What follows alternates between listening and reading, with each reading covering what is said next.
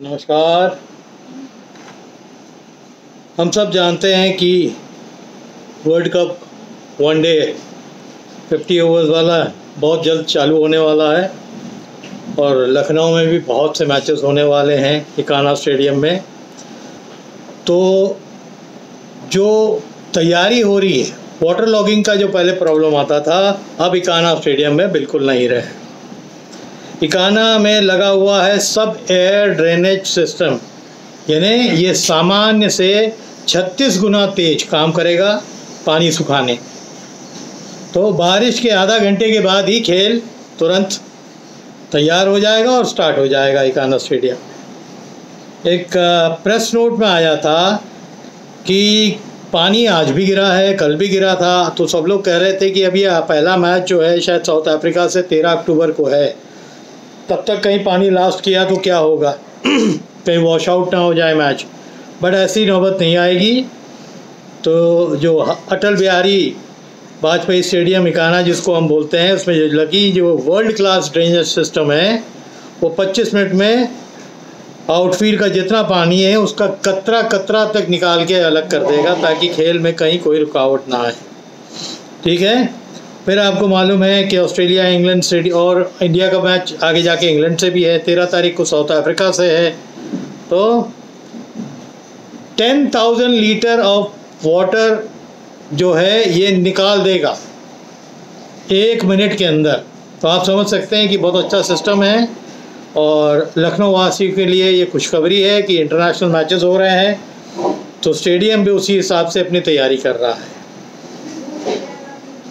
और ये जो सिस्टम है, पानी की एक बूंद गिरते ही ये सिस्टम को एक्टिव कर दिया जाएगा। ये जो जिसको हम बोलते हैं सब एयर ड्रेनेज सिस्टम को, उसको एक्टिव कर दिया जाएगा कि अगर पानी धीमे से एकदम से तेज हुआ तो वो अपने आप जो है वो ड्रेन आउट करने लगेगा और वो उस मिट्टी को सुखा देगा। और बहुत तेज पानी गिरा तब भी विदिन 30-35 मिनट्स मैच स्टार्ट हो जाएगा। ये इतना अच्छा सिस्टम है। पिछले साल भी इसी महीने बारिश हुई थी, उसके बावजूद भी खेल हो गया था। पर ये सिस्टम आने के बाद यहाँ में पानी से डिस्टर्बेंसेस लखनऊ में अब कम होंगे। जितने भी मैचेस चाहे वर्ल्ड कप के हैं या फर्दर फिर आईपीएल के मैचेस होंगे, जब आईपीएल आएगा या रणजी ट्रॉफी के जो मैचेस हैं, उसमें ये बाधा नहीं रहेगी। तो ये लखनऊ वासियों के लिए बड़ी खुशखबरी है कि ऐसा सिस्टम जो है हमारा तैयार हो गया है। और इकाना मैनेजमेंट को बहुत बहुत बधाई इसके लिए कि इस सिस्टम को उन्होंने इंस्टॉल किया, ताकि पानी गिरने पे स्टेडियम में पानी की वजह से खेल ना रुके। ओके, अब हम दूसरे टॉपिक पे आते हैं। आजकल जो कोचेज़ हैं उनके लिए थ्रो डाउन्स, यानी साइड आर्म थ्रोअर जो होता है, आप बॉल फंसाते हैं फिर आप थ्रो करते हैं, साइड आर्म थ्रोअर, वो कितना कारगर है।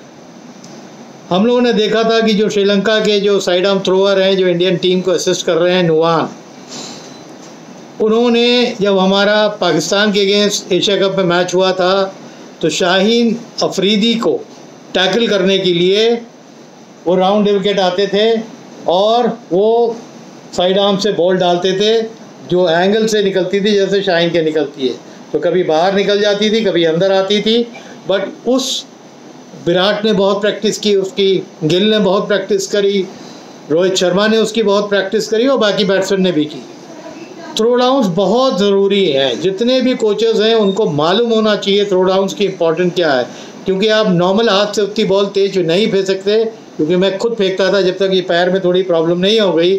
तो जो नॉर्मल में हाथ से अगर मैं 50% फेंक रहा हूँ और अब मेरे पास अगर साइड आर्म थ्रोअर है तो कम से कम 25 किलोमीटर की स्पीड में इंक्रीज कर लेता था। इतना बॉल पड़ने के बाद तेज़ निकलती थी।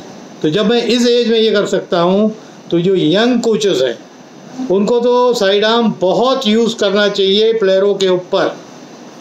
इनकमिंग बॉल के लिए कैसे होगा, सीधा अगर है वो कैसा होगा, एंगल ब्रेक कैसे आप फेंकेंगे, ये आपको मालूम होना चाहिए। लड़के की प्लस पॉइंट क्या है, लड़के की वीकनेसेस क्या है, कहाँ हमें उससे ज़्यादा खिलाना है। एक जो ट्रेडिशनल है कि आपने ड्रिल पे भेज दिया, वो ड्रिल कर रहे हैं, उससे आजकल काम नहीं चलता। कि जो इक्विपमेंट आपको जो है दिए गए हैं उसको आपको यूज़ करना बहुत ज़रूरी है। और साइड आर्म थ्रोअर जो है बहुत ही यूज़फुल है। ये तो जब मैं खुद यूज़ करता था तब मेरे को पता लगा कि कितना यूज़फुल है। ये लड़के अक्सर उसकी लेंथ नहीं पकड़ पाते थे। वो ऐसे ही आता है पूरा, जैसे आप बॉल डालते हो ऊपर से तो वो ऊपर से ही फिर नीचे फॉलो थ्रू में आना पड़ता है। वो कंप्लीट है और अपने आगे वाले पैर पे आप वेट को ट्रांसफ़र करते हैं तब फेंकते हैं, जैसे एक बॉलर फेंकता है। बट उसकी महारत होना हर कोच के लिए बहुत ज़रूरी है। जो कोच इन सब चीज़ों से दूर रहेंगे ना तो उनके बच्चे बेनिफिट करेंगे ना वो कोचिंग में कभी बेनिफिट करेंगे। तो जो कोचेस इस चीज़ को यूज़ कर रहे हैं मैं गारंटी कर सकता हूं कि उनके लड़के बहुत बेनिफिट करेंगे, चाहे वो मेरी एकेडमी के हों चाहे वो बाहर किसी भी एकेडमी के हों। अगर वो साइड आर्म थ्रोअर्स को यूज़ कर रहे हैं रेगुलर बेस में तो मीडियम पेसर को तो ज़बरदस्त खेलना सीख जाएंगे। एंगल्स को ज़रूरत से ज़्यादा एंगल्स को पढ़ना सीख जाएंगे। तो ये काम कोचेस का है। कोच में आके खाली कैच प्रैक्टिस करा लेना और इंस्ट्रक्शन दे देना ये कोचिंग नहीं होती है। आपको अपने शरीर को भी खपाना आना चाहिए बच्चों के लिए। आप जब तक ये करते रहेंगे आप सक्सेसफुल कोच होंगे, अदरवाइज सक्सेस आपसे दूर हो जाएगी।